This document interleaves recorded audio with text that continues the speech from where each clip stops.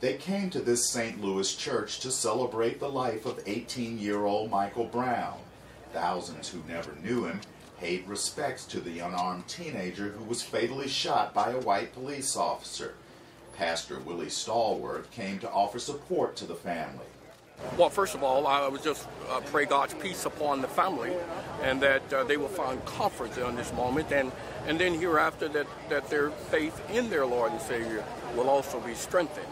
Those attending Brown's funeral came in a spirit of peace. It was a far cry from the days of violent demonstrations that tore apart the predominantly African-American community of Ferguson.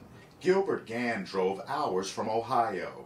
This could have been any one of us, so this is the one that hit me the hardest. Violence shouldn't beget violence, but you know there has to be a common ground, or a formidable solution to the problem, because you know after a while this thing can happen. It can explode anywhere in America. Inside the church, Brown's family was joined by prominent religious and civil rights leaders like Al Sharpton. Michael Brown does not want to be remembered for a riot. He wants to be remembered as the one that made America deal with how we're going to police in the United States.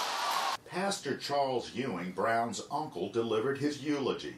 There is a cry being made from the ground, not just for Michael Brown, but for the Trayvon Martins, for those children at Sandy Hook Elementary School, for the Columbine Massacre, for the black-on-black crime.